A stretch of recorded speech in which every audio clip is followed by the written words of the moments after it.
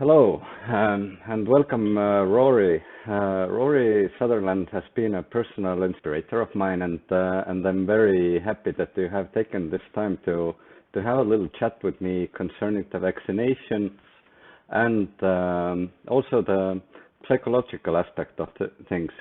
So, Rory, would you be kind to introduce yourself? Yes, of course. I'm Rory Sutherland. I'm the Vice Chairman of Ogilvy in the UK, and I'm also the founder of the behavioural science practice at Ogilvy.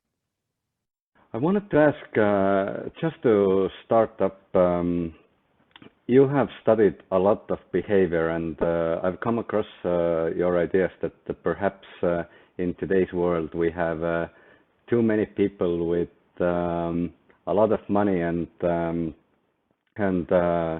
are aiming to find ways, expensive ways to solve problems.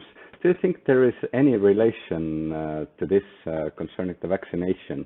Like, could there be better ways we could achieve better results? Well, I mean, obviously there's a certain urgency with vaccination, and I sympathise with people who want to do things that they think will work very quickly. The only thing I would say as a general principle of government is that government tends to be dominated by lawyers who sometimes take advice from economists. And as a result, they tend to see issues from a legislation first, incentives second, and persuasion third.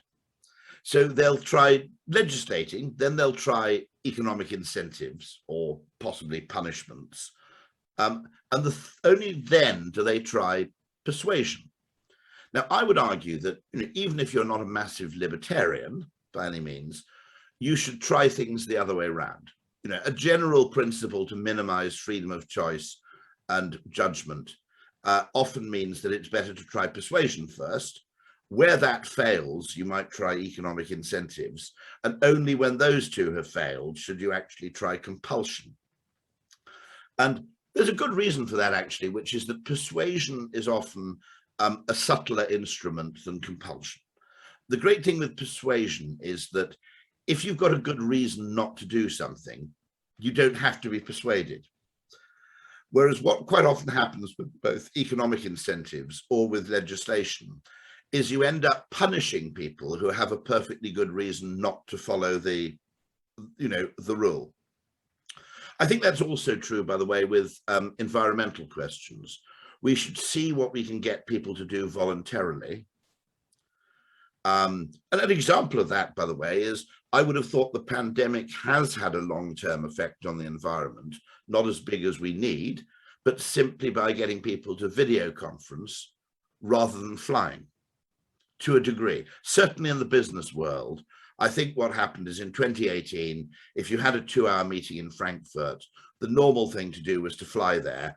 And if you suggested a video conference, you're a bit of a weirdo. Whereas now, I think the normal thing to do is to have a video call. And if you want to fly, that's a bit of an, that makes you a bit strange. So simply the change of a social norm in that case will have, a lasting effect. I think that effect won't go away. I don't think we'll just revert to flying to one-day meetings. In fact, the consulting firm EY has banned all business travel by plane for any trip of one night or less. So if you're going away for one, you can't effectively get on a plane if you're only going away for one night or for the day. They won't allow you to fly. Now, actually, that's not, to be honest, bad news for the airlines in a way, but that's not a totally crazy rule. Because the ratio of useful meeting to time spent farting around at airports, if you're only going for a 2-hour meeting, isn't a great use of human time in any case. But I think there are things in the environmental space and it's worth remembering that a very, very important factor in the transmission of COVID wasn't necessarily driven by compulsory lockdowns. It was driven by the extent to which people, particularly at risk groups, but not only at risk groups, actually changed their behavior voluntarily. So in the first peak of the virus in the UK, the virus was already in decline before the lockdown was imposed. And the reason was that 2 weeks earlier, a significant number of people had effectively said, well, you know, I'm not going into the office. I'm not holding a party. I'm not, you know, people voluntarily, effectively, just chose not to attend social events, not to go on crowded transport, and that before the lockdown even happened, that was sufficient at least to, I think, turn the corner on. This is in the UK back in 2020. Okay, it was rather the same situation in Estonia. I remember when the virus hit, people were very much eager to take measures, take any kind of Yes. measures. How do you feel in the UK? Are people getting tired of the virus? Are they? What's the feeling over there? Yeah, it's interesting in that, in a way, of course, with a thing like this, you don't need, it's rather similar to the environmental question. You don't need everybody to do everything. If everybody does something and some people do a lot, it's quite often enough to turn the R rate from something above 1 to something below 1. Mm-hmm. And now, in fairness, the precautionary principle would cause me to say, before we know the long-term effects of the virus, who's vulnerable, what the fatality rate's like, we should just take maximal precautions. But to some extent, for example, my parents-in-law, my father's 90, he's obviously fully vaccinated and boosted. My parents-in-law are in their 80s similarly, but they're still very, very cautious about what they will go to. You know, if they hear there's an event where basically no one's bothering to wear a mask and it's indoors and it's going to be crowded, they don't go. And their argument, by the way, we shouldn't forget this. The argument isn't just, well, I might die, although that's not irrelevant. Their argument is, well, you know, ill for 2 or 3 weeks. I often, you know, one of the things I think we should sometimes talk about is the unpleasantness of getting ill rather than just death. Because let's be honest, 33-year-olds know they're not really going to die. You know, if you're 25, you know you're not going to die. But equally, if I offered you a free holiday in Barbados for 2 weeks, and I said the only condition is that when you get back from the Caribbean, you're going to have really, really bad flu for 2 weeks and then feel crap for 3 weeks afterwards, okay? You probably wouldn't take the holiday. No, I wouldn't. So there was a very interesting, actually, experiment in Iraq, would you believe it, where they discovered that if you were dropping propaganda leaflets on opposing, let's say, Taliban or Al-Qaeda forces, and you wanted them voluntarily to relinquish their position because you were planning to bomb it tomorrow or to attack it tomorrow, if you said, if you stay here, you will die, it had less of a persuasive effect than if you said, if you stay here, you will be captured. Because they discovered that Taliban fighters weren't really frightened of death, but they were really frightened of basically spending 5 years in some hideous prison camp. And so the fear of capture was much greater than the fear of death. Now, in this same case, we should at least look at talking to younger groups and not only using death as the argument, but simply saying this is a really unpleasant illness. I remember a quote when you said that a small frowny face instead of a speed camera and a fine may actually have a bigger effect on the behavior. Is this the case? I think there are cases where sometimes economic logic backfires in the sense that there's a danger that if you bribe people or pay people to get vaccinated, there is some argument for having lotteries. That's one established principle, which is you have a vaccine lottery, and if you could design it in a way that we pick your name out of a hat, and if you've been vaccinated, you get, you know, €1 million. But if you haven't been vaccinated, you don't get anything. So fear of missing out like that might quite a clever way of doing the economic incentive. But doing it where we pay you to get vaccinated sometimes has the opposite effect, particularly on people who are skeptical. And so although in economic logic, people are always happier doing things when they're paid to do it than when they're not paid to do it, sometimes what happens is the act of paying crowds out what you might call other pro-social incentives, rather like it's your duty to do this for your grandparents or for your parents. And so sometimes what happens is that people want to do something from a social motivation and an emotional motivation about doing the right thing, and making it a commercial transaction destroys the nature of the thing. It's a bit like if you went to a friend's dinner party and had a wonderful meal. At the end of the dinner, you left 50 euros on the table and said, thanks very much for the food.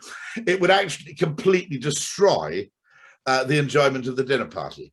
Now, logically, you could say, well, they enjoyed the dinner party anyway, and now they're 50 euros richer. But the fact that you've commercialized it makes it into a different thing. So there are quite famous cases where you can get that wrong. And actually, also, the other thing that's interesting is one very valuable thing is simply explaining to people how vaccination works. Making the point that what it is it's a bit like if you explain that it's a bit like giving your body exercise, it's giving your immune system a bit of a workout so that it's much fitter if the real virus comes along.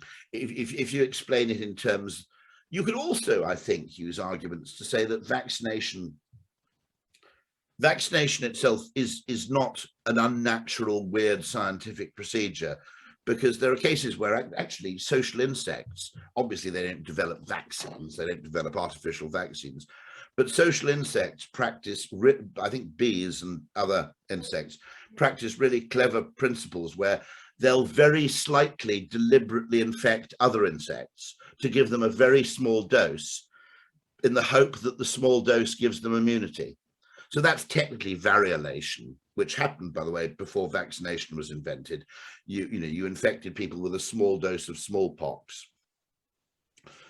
But I mean, one thing I would have done, I think, is I would have made a quick television program about the history of vaccines, because they're 80, they go back to, I think it was China and then Turkey, as a response to smallpox. And that was in the early 18th century, it came to Europe. Now, interestingly, there was very interesting marketing around vaccinations or variolation. So Lady Mary Elizabeth Wortley Montagu, I think her name was, her great coup was she got the royal family to variolate the children in the UK. And generally in the UK in the 18th century, if the royal family do something, it's deemed sort of, acceptable for everybody else to do it, or even socially fashionable. And so she made this principle of variolation.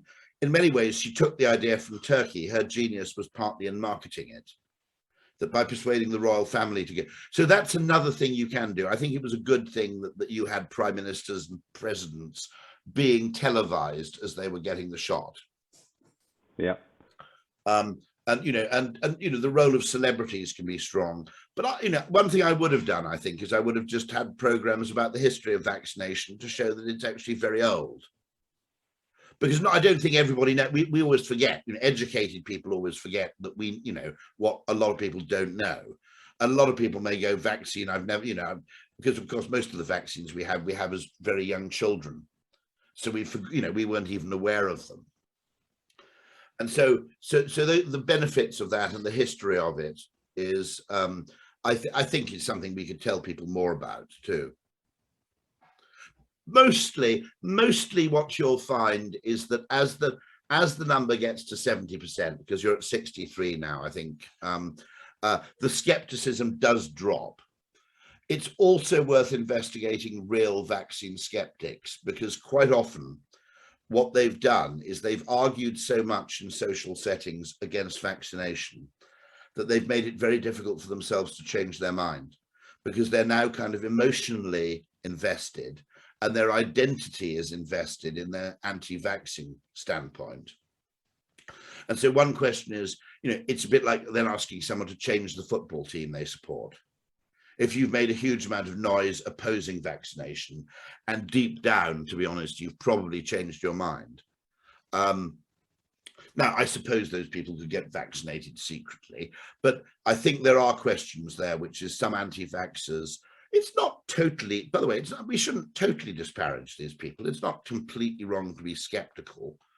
I found the anti-maskers stranger than anti-vaxxers, on the grounds that my argument with the mask is, well, it's a mild inconvenience. It's not going to do much harm. It might stop someone getting really ill. Well, you know, to me, that seems like, you know, whenever I go out, I generally wear trousers and clothes because I know that if I wandered around naked, people would find it alarming. Yeah. Even when in the summer, it might be comfortable to walk around naked. And in the same way, I wear a mask on the grounds that, you know, partly, well, if other people would find it disturbing for me to go around unmasked, even if I don't really believe in it that much, this is just an act of politeness. And it doesn't really impose that much of a cost. So you know, I'm not, in fairness, you know, the vaccines were developed quite quickly. Now, I think we can confidently say, given the millions of people who've been vaccinated already, and the fact that in some cases, you know, you've had 6 months or more of data, I think the reasons to be fearful should have gone by now. One thing you've got to be careful of, by the way, is is that what's newsworthy isn't what's representative. So a certain number of people will get ill or die after they've been vaccinated. And that will get on the news. And then people will go, oh, the vaccine doesn't work, because I heard of someone who'd been fully vaccinated, but they still got COVID. Now, of course, that does happen because the vaccine isn't perfect in its efficacy. The problem is that how the data is presented to people, that becomes then a newsworthy story. You know, I've been double vaccinated and then I ended up getting COVID, you know, 2 months later. Now, in one way, you know, it's not a bad story because it makes the point that just because you've been vaccinated, you shouldn't be hugely overconfident. But at the other hand, it can create the belief simply because it's newsworthy that vaccination doesn't work. When what you've got to do is present the statistics and say, look, actually, the great thing, which I think that's another thing we need to get across, and it's because people don't really understand non-linear mathematics instinctively. You know, we tend to see the world in a kind of linear Newtonian proportionate way. And of course, it's worth noting that the vaccine kind of works 3 times over because it reduces the risk of transmission. It reduces the risk that you'll catch it. If you do catch it, it will be less pleasant, less unpleasant, okay? And you're vastly less likely to die.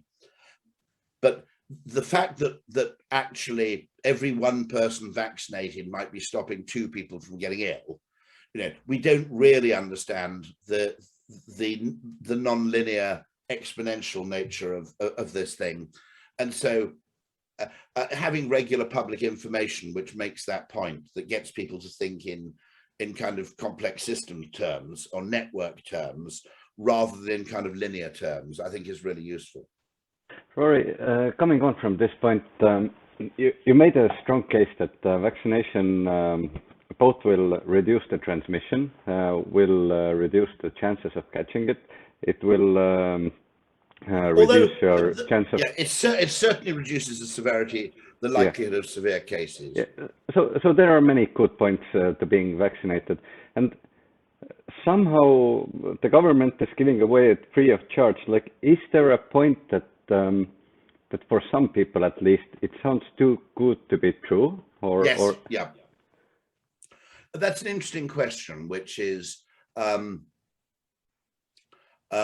mean, one interesting thing to say is that after you've had the vaccine, the first shot, you probably will feel slightly ill for 24 hours. And it did occur to me, I don't know the answer to this, I have no science, okay? So don't enact this without researching it further. It did occur to me that actually maybe counterintuitively, you should have made more of that fact. Because the fact that actually the vaccine is, first of all, I was delighted that I felt ill for 24 hours because it was proof that the thing was working and that my immune system was responding to it. And so making more of that thing, which is, you know, making it less of a kind of, this is perfect, okay? everything else is bad. If you say, which would you prefer, to feel mildly crap? What happened is about 16 hours after I had my first shot of AstraZeneca, I felt fine for the first 16 hours, very slight pain in the arm. And then about 16 hours later, for 24 hours, very quickly, I felt really quite shit. And then 24 hours later, after feeling shit for 24 hours, I basically felt fine again. It was very rapid. And so one way of doing it is to present the thing, which would you rather do, feel ill for 24 hours? Now, here's a really important point, by the way, which is very easy to forget. A significant number of people are probably not anti-vaxxers because they're anti-vaxxers. About 20, I've got data on it somewhere. A very significant number of people have a real fear of needles, okay? An absolute terror of needles, of any kind of injection. So I've got one friend, completely sane guy. He's an Oxford history graduate, but the prospect of being injected basically fills him with absolute terror. Any kind of blood or piercing the skin. Now, okay, imagine in your case, you're probably not frightened of needles, but let's imagine a vaccine where it had to be injected into your eye, okay, without anesthetic. You'd probably be looking for reasons not to get vaccinated. Now, that's the degree of terror those people experience. With the idea of something being jabbed in their arm. The level of terror you'd experience if I suggested injecting something into your eyeball would be the same to them if you suggested banging something into their arm.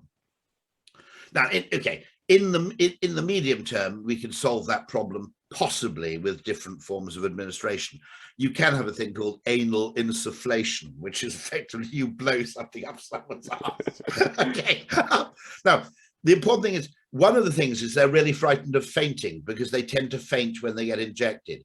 So saying, first of all, you can have the vaccination in private, so that if you do have a panic fit, it's not socially embarrassing.